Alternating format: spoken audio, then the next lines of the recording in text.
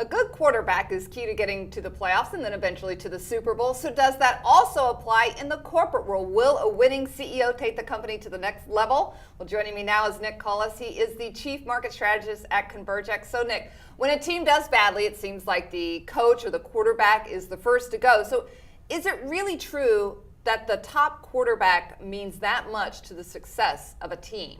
Well, it's a really interesting analogy between business and quarterbacks in the NFL, because you think a great leader is going to be a great quarterback or a great CEO. So does it mean that the great quarterback always makes it to the end of the season? And in fact, we found that over the last 10 years, if you have a top 10 quarterback in terms of passer rankings, you're 70+% likely to make it into the playoffs. So by that measure, a good quarterback, a good CEO definitely makes a difference. All right, so again, if we look at that in the CEO world, is it going to be important for a company to be successful that they have to have that winning CEO?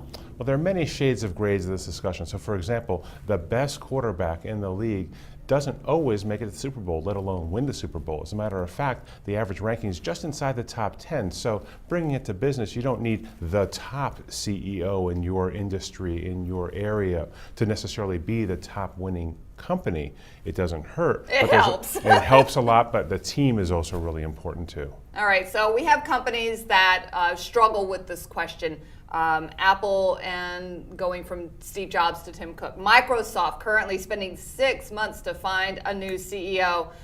There, of course, was an issue over at Yahoo where they just lost their COO. So it does seem like that making this decision is really critical to a company, who they choose. That's right, and the difference between business and football is, in football the rules are very clear and they're the same in every game at all times.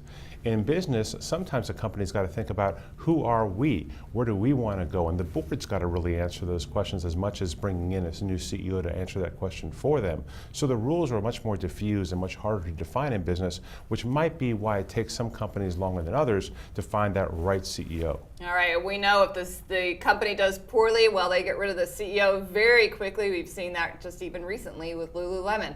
That was Nick Collis from ConvergEx, and I'm Deborah Borchardt with The Street.